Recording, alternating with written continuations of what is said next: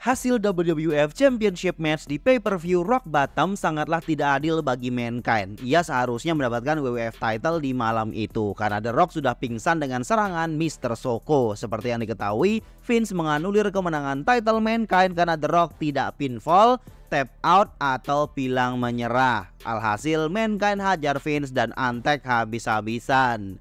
Selain itu, di Buried Alive match, Undertaker berhasil dikubur dengan bantuan Kane dan alat berat. Dengan begitu, Austin layak dapat spot di match Royal Rumble akhir bulan Januari tahun depan. Mari kita saksikan kelanjutan ceritanya.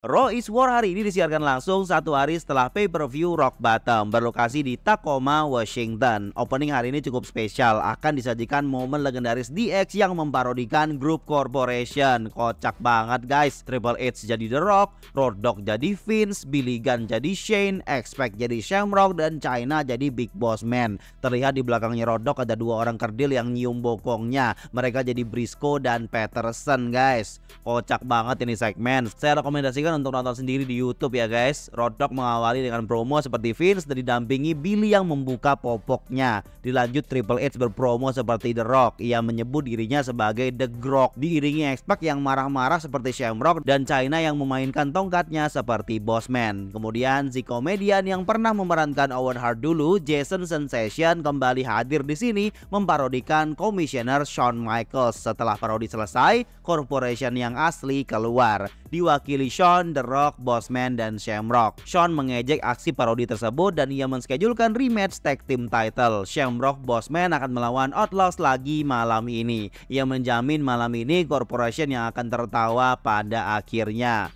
The Rock lanjut mau menantang Triple H, tapi Shawn menekankan bahwa Triple H ini seorang mid-card, gak pantas jadi main eventer. Jadi pastinya match ini kan non-title dong.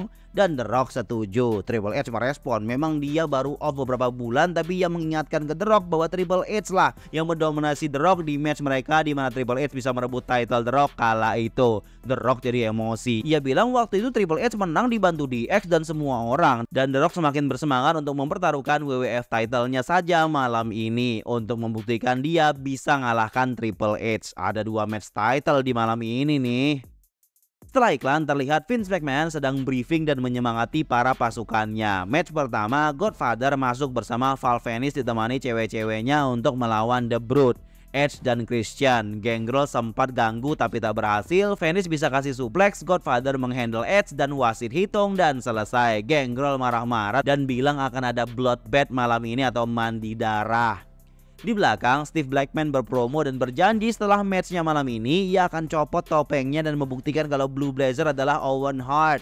Match berikutnya Blue Blazer lawan Goldust. Di ending, Blue Blazer bersiap untuk dihajar low blow dan Jeff Jarrett datang menghajar Goldust dan match jadi DQ dong. Blackman datang menghajar Jarrett, Goldust tarik Jarrett keluar dan Blackman fokus ke Blazer dan mau copot topeng dan berhasil. Sudah jelas guys, Blue Blazer adalah Owen Hart. Steve Blackman berhasil membuktikannya, walaupun kita udah tahu lah ya dari kemarin-kemarin.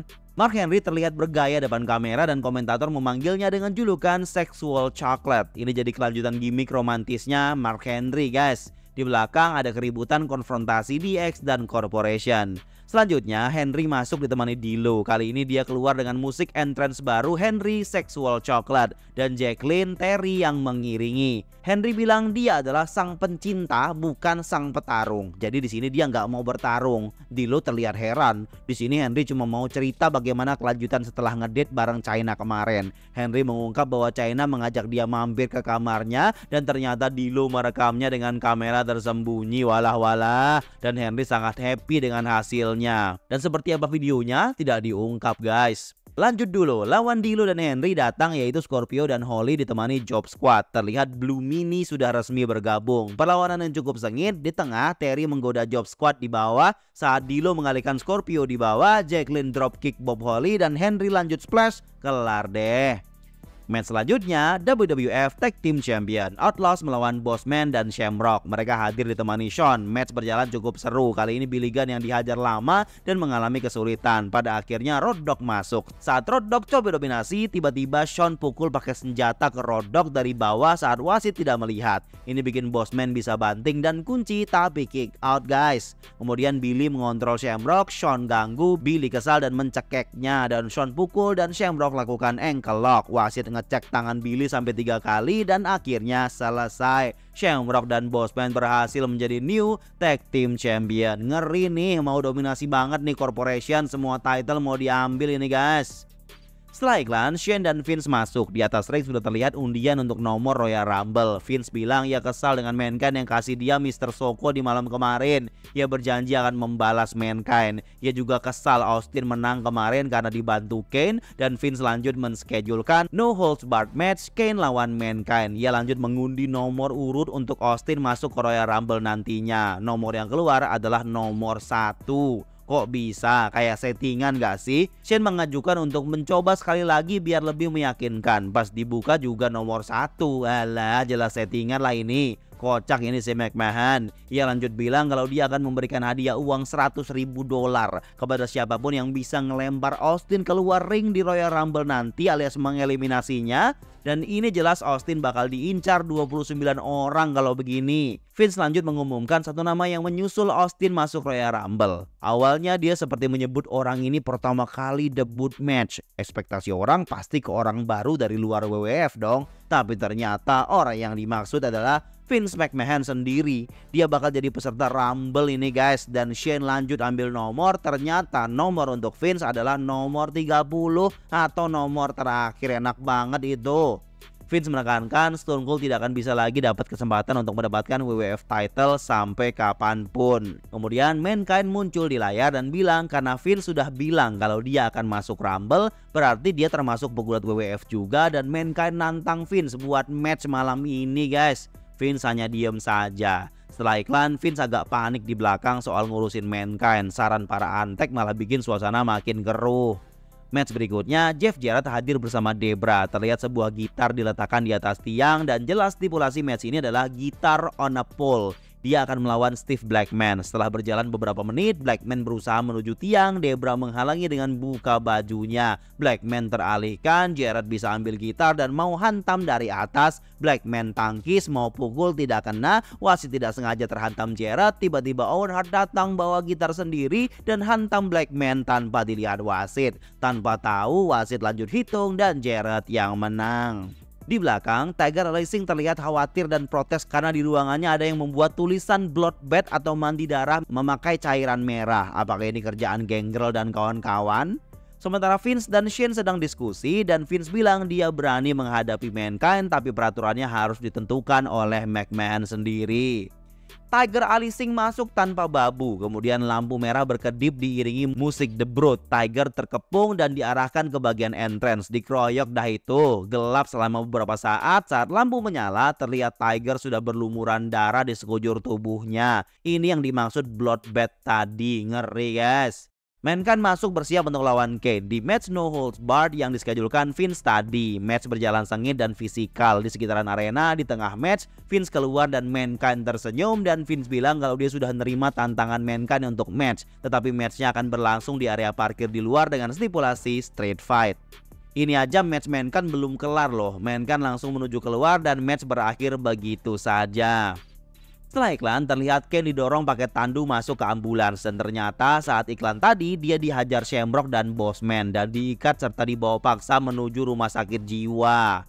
Sementara itu, perkelahian Vince McMahon sedang berlangsung di area parkir. Mankind penuh dendam menghajar Vince bertubi-tubi. Antek-antek datang membantu tapi Mankind bisa hajar. Mr. Soko disiapkan, Vince kena mandible dan mau dimasukkan ke bagasi mobil. Tapi tiba-tiba The Rock datang menyelamatkan dan Rock bottom di atas mobil dan iklan. Setelah iklan, masuk ke match main event kita, WWF Championship Match. Triple H ditemani China melawan The Rock ditemani Shawn si komisioner. Match berjalan sengit, masing-masing terlihat meyakinkan. Beberapa klimaks kick out memberi kesan solid dalam matchnya. Saat Shawn dan Triple H adu mulut di bawah, wasit teralihkan dan China bisa low blow The Rock di atas ring. Triple H kasih DDT tapi The Rock berhasil kick out. Kemudian wasit teralihkan oleh Shawn dengan China di bawah. Triple H berhasil pedigree, pas kunci malah nggak ada wasitnya. Sementara Shawn hantam Triple H dengan sabuk, The Rock lanjut kunci, dia bisa kick out juga itu. Seru banget ini endingnya. China cekek Shawn di bawah, wasit pisahin mereka. Sementara itu seseorang berkacamata hadir di atas ring, banting Triple H. The Rock tinggal kunci dan berhasil retain. Lalu siapa orang itu? Di saat itu komentator menyebutnya sebagai mantan bodyguard dari band Motley Crue. Karena pada bulan Oktober lalu pegulat ini berperan sebagai bodyguard dari band tersebut hingga ia dimunculkan di sini sebagai bagian dari corporation. Kita mengenal pegulat ini dengan nama Test. Dan Raw berakhir.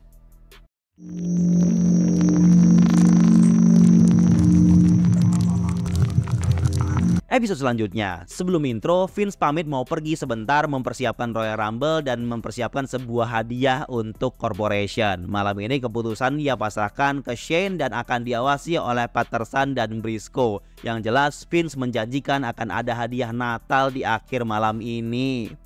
Raw hari ini disiarkan taping masih dari daerah Washington. Di opening, corporation keluar dipimpin Shane. Baru aja Shane mau menentukan apa yang akan dia lakukan malam ini, DX hadir memotongnya dan mengungkap kalau mereka telah berpartner dengan Mankind. Saling ejek terjadi. Shane lanjut menekankan Road Dogg dan Billy Gunn yang baru saja kehilangan title mereka tidak akan bisa dapat rematch. Malam ini Shawn menentukan Billy Gunn akan melawan Shamrock, Road Dogg akan lawan Bossman, dan untuk Triple H Expect akan tag team melawan The Rock dan Test. Shane lanjut menentukan nasib Mankind. Shane kesal karena Mankind menghajar bapaknya kemarin, dan malam ini Mankind akan lawan Shane McMahon sendiri. Ini jadi match debutnya guys. Terlihat Patterson dan Briscoe kaget dan tidak menduga Shane mungkin akan menyesali keputusannya. Mankind hanya tertawa saja. The Sexual Chocolate, Mark Henry lagi mau melakukan sesuatu di sebuah ruangan. D'Lo tampak melarangnya karena harus persiapan buat match malam ini. Henry coba meyakinkan D'Lo untuk jagain biar tidak ada orang yang masuk bentar doang. Gangrel masuk sendirian, ia akan melawan All Snow. Match berakhir dengan kemenangan All Snow setelah finisher dilakukan. Saat selebrasi, lampu merah berkedip, ia dikeroyok The Brood. Dan ini jadi korban bloodbath berikutnya ini. All Snow penuh dengan darah guys. Job Squad sempat ngecek kondisinya. All Snow ketakutan, trauma dia kayaknya.